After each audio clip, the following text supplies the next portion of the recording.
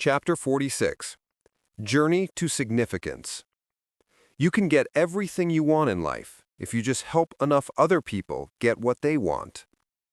A British family was on holiday in a rented motorhome in the USA. Traveling through California, they visited the Magic Mountain amusement park close by Los Angeles. Mid-afternoon, halfway through what was turning out to be a most enjoyable day at the park, Mom, Dad, and the three kids came upon a particularly steep plummeting ride. In the queue, the ride attendants strongly warned everyone about the risks of losing hats, spectacles, coins, and keys, etc., and these warnings were echoed by large signs around the ride. During the ride, Dad lost the keys. Due to the fact that the motorhome was a replacement vehicle resulting from a breakdown earlier in the holiday, there were no spare keys. And there were 6 keys on the lost bunch: ignition, front doors, side door, fuel tank, propane tank, and storage cupboards. The park attendants drove the family back to the motorhome, suggesting the least damaging ways to break into it. Fortunately, a window had been left slightly open, enabling the middle son to be put in and to open the doors from the inside. Inside the motorhome, Mom and Dad discussed what to do. They were stranded. Middle son, all of 6 years old, said he'd got a key, said he'd found it, but no one was listening properly. "Perhaps it will fit, I'll get it." The optimism of young children, of course, knows no bounds.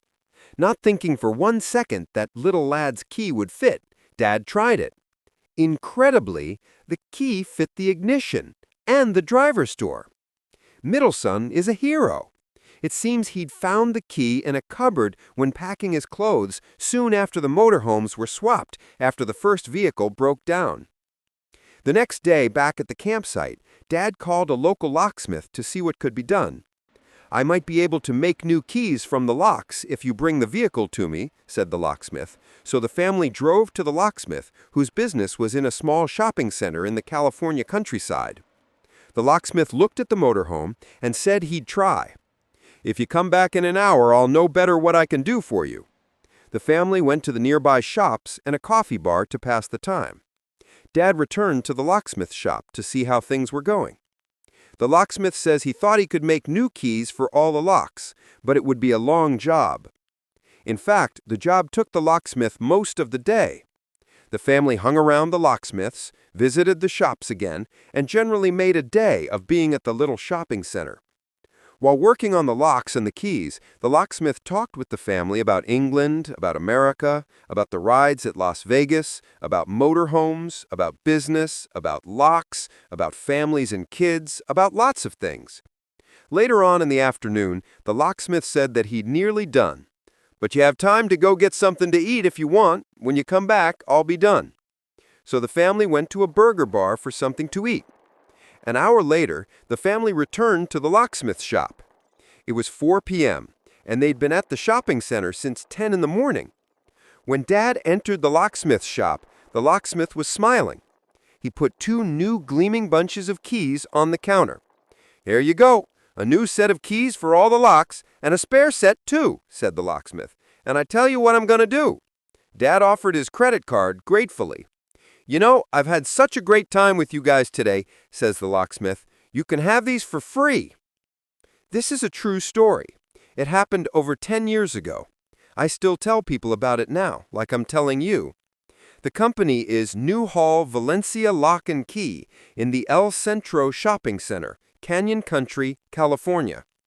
This little company gave me and my family an experience that transcended customer service, and I was delighted when I found their business card in my kitchen drawer the other day because it prompted me to share this story and to properly express my thanks. Just a final note, I'm not suggesting that great customer service is about giving your products and services away. Obviously, that's not a particularly sustainable business model. What I'm saying, though, is that there are times when you'll see opportunity to do something really special for a customer or for another human being, and when you do it, the ripples of your good pebble can stretch around the world and last for years and years. So within the boundaries of what's possible and viable for you, drop in a good pebble whenever you can and make some ripples of your own. Years later, this story is still being told, and here I am telling it here for you to also see, just because one man chose to do something significant. There are 3 levels of existence and function in life, and everyone must strive to journey to the ultimate level. Level 1 is survival level. Level 2 is success level. Level 3 is significance level. At survival level, you are all about just surviving and meeting your needs, so you don't consciously pursue significance. At the success level, you are sometimes concerned about making more and securing what you have. At significance level, you are more concerned about giving back and imparting your world. This level, where making a difference is your top priority, is where you should journey into. It is called being significant. The dictionary defines journey as an act of traveling from one place to another, especially if they are far apart. Traveling or taking a trip is also referred to as a journey. Significant is defined severally as the importance of something, especially when it affects the future. Large or important enough to have an effect or be noticed. Full of meaning, special, momentous, important, highly expensive. The journey to significance is the act of moving from where you are now to a place or greater place of impact, influence, and meaning to people and places. I can list names of all kinds of people, both male and female, from all over the world, and you will immediately recognize their names. And this will be so because they are significant either negatively or positively. Osama and Obama. Even though their names sound, spell, and look familiar, one is significant in the negative and the other is significant for the positive. Osama bin Laden, significant for terrorism. Barack Obama, significant for being the first black president of America. Being significant can be a negative significance or positive, and no one should be negatively significant, but we should all journey to a place of positive significance, which is the focus of this chapter. All those that are very significant in our world today, or those that have passed on, were not all born significant, but they journeyed to a place of significance, and you too should do the same. We are all born naked and crying. We will all die one day. The day one is born and the day one dies are 2 significant dates in one's life, and one cannot choose those dates except you decide to commit suicide. What you do between these 2 dates determines your significance on earth, and it is not everyone that has the opportunity to die and rise again for a second chance for significance, and it is not everyone that has the opportunity to read their obituary and have a rethink on life. Alfred Nobel, the founder of the Nobel Prize, had that opportunity. Read his story. The Alfred Nobel story. In 1888, Alfred's brother Ludwig died while visiting Cannes, and a French newspaper erroneously published Alfred's obituary. It condemned him for his invention of dynamite and is said to have brought about his decision to leave a better legacy after his death. The obituary stated, "Le marchand de mort est mort," means the merchant of death is dead, and went on to say, Dr. Alfred Nobel, who became rich by finding ways to kill more people faster than ever before, died yesterday. Alfred was disappointed with what he read and concerned with how he would be remembered. On 27 November 1895, at the Swedish-Norwegian Club in Paris, Nobel signed his last will and testament and set aside the bulk of his estate to establish the Nobel Prizes, to be awarded annually without distinction of nationality. He died of a stroke on 10 December 1896 in Sanremo, Italy. After taxes and bequests to individuals, Nobel's will gave 31,225,000 Swedish kroner, equivalent to about 1.8 billion Swedish kroner, or $250 million in 2008, to fund the prizes. The first 3 of these prizes are awarded for eminence in physical science, in chemistry, and in medical science or physiology. The 4th prize is for literary work in an ideal direction, and the 5th prize is to be given to the person or society that renders the greatest service to the cause of international fraternity, in the suppression or reduction of standing armies, or in the establishment or furtherance of peace congresses. There is no prize awarded for mathematics, but see a Bell Prize. The formulation for the literary prize being given for a work in an ideal direction, or idealisk riktning in Swedish, is cryptic and has caused much confusion. For many years, the Swedish Academy interpreted ideal as idealistic, and used it as a reason not to give the prize to important but less romantic writers such as Henrik Ibsen and Leo Tolstoy. This interpretation has since been revised, and the prize has been awarded to, for example, Dario Fo and José Saramago, who do not belong to the camp of literary idealism. There was room for interpretation by the bodies he had named for deciding on the physical sciences and chemistry prizes, given that he had not consulted them before making the will. In his one-page testament, he stipulated that the money go to discoveries or inventions in the physical sciences and to discoveries or improvements in chemistry. He had opened the door to technological awards, but had not left instructions on how to deal with the distinction between science and technology. Since the deciding bodies he had chosen were more concerned with the former, the prizes went to scientists and not to engineers, technicians, or other inventors. In 2001, Alfred Nobel's great-grandnephew, Peter Nobel, born 1931, asked the Bank of Sweden to differentiate its award to economists given in Alfred Nobel's memory from the 5 other awards.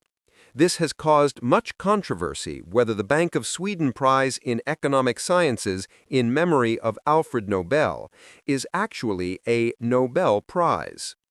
Today, we all hear of the Nobel Prizes, but that one single event in his life is what changed him. What do you want to be remembered for? You cannot determine where or how you are born, but you can determine how you die, significant or not. What stops a lot of people from becoming significant is more internal than external, their beliefs and mindset. What difference can I make? I don't have what it takes. Who cares what I do or become? It is not easy. I just want to survive. Many close the door of greatness against themselves due to these negative mindset and evil philosophies like we examined earlier. No matter who or where you are, you can make a difference and be significant at your level, no matter how small. This little light of mine, I am going to let it shine. True change comes from within. Like Alfred Nobel, you need to have a change of heart, change of mind, change of anything that needs changing so as to journey to significance. Black Boy Story. Once there was a small black boy. Everybody would tease him for his black color. Even his mother also would curse her fate that she had so ugly-looking child. Due to all this, he used to feel very sad, disappointed, and lifeless. One fine day he was standing by his window looking at other children playing in the ground. Then he saw a balloon seller on a street corner. His eyes sparkled as he gazed at all the different colored balloons, red, blue, white, green, yellow.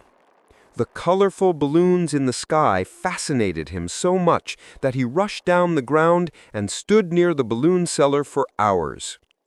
The old man selling the balloons saw the boy, hesitated, and then gathered his courage and approached. "Tell me, mister," said the boy, "do the black balloons fly as high as the others?" The old man felt a tear forming in his eye. He picked the boy up, sat him on his knee, and said, "Look." He let go of all the balloons. They drifted up in a cluster, higher and higher, into the blue sky, until they were so high they disappeared. "Did you see that?" the balloon seller asked. "Yes," said the boy. "Did the black balloons fly as high as the others?" "Yes, mister, they did." "You see, my boy, the balloons are like people. The important thing isn't their color, or what they look like on the outside. Rather, the important thing is what's inside, and what's inside you makes all the difference in life." Realizing that it is the content and not the container that mattered most, the boy rose above limitations and became a great man. Remember the 5 irrefutable facts of life? If it is going to be, it is up to you, because nothing just happens. It is your content and not your color that makes you significant in life. If you activate a significance mindset and allow being significant to shape what you do, you can recreate your world. Ignore people who tell you you can't or try to discourage you, because failure, rejection, discouragement, etc. are all steps on the way to success and significance. I don't think much of a man who is not wiser today than he was yesterday. So let all that this book has revealed become an ignition and motivation for you to become significant. Give a man a fish, you feed him for a day. Teach a man to fish, and you feed him for life. This book is aimed at teaching you to fish. The bumblebee's ability to fly is still an unsolved mystery among scientists, because based on its size and makeup, it should never fly. But that is life. Your ability to achieve anything is not dependent on people, but on you. The bumblebee is not aware of the scientist and expert opinion, so it flies. I guess the day the bumblebee can hear them, they will sow seeds of doubt in it, and it will be limited. Bumblebee story. A well-known myth says that scientists once proved that bumblebees should not be able to fly. The myth started from an oversimplified calculation on a napkin at a dinner party. But even detailed models of the flight of the bumblebee are limited because they are based largely on the motion of tethered bumblebees, which behave differently. Now, Li Jiangsheng of Tsinghua University in China and colleagues have devised a laser system that accurately measures the key parameter in the flight of any insect, its body vector. The apocryphal story about bees not being able to fly arose because the roughness and flexibility of their wings was neglected in a quick calculation.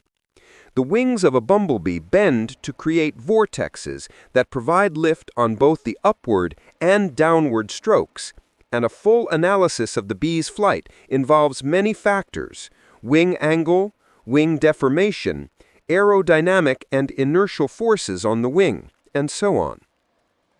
All of these parameters are expressed in terms of body vector, that is, the exact orientation of the insect's body. Existing methods for measuring the body vectors of insects in free flight assume that the wings act symmetrically, but this only happens if the insect is flying in a straight line. To measure body vector more accurately, Zheng and colleagues devised a technique that accounts for more realistic curved flight paths. The team glued a sliver of glass weighing just 0.8 milligrams on the top of a bumblebee's body, between its wings. The bumblebee was then allowed to fly freely inside a small clear box, illuminated from above by an array of 49 lasers. As the bumblebee changed direction and orientation, the laser beams bounced off the grass onto a trapezoidal screen suspended above the box. Synchronized cameras above and at the side of the box monitored the position of the bumblebee, and this allowed the team to calculate the angle of reflection of the laser light and then the body vector. Coupled with velocity and acceleration data provided by the cameras, the technique should allow biologists to model insect flight much more precisely. Using the new method, Zheng's team found that the bumblebee's body vector varied considerably, even as it flew in their small experimental chamber. When you go against the norm, you become exceptional, and hence become significant. The New Breed Creed.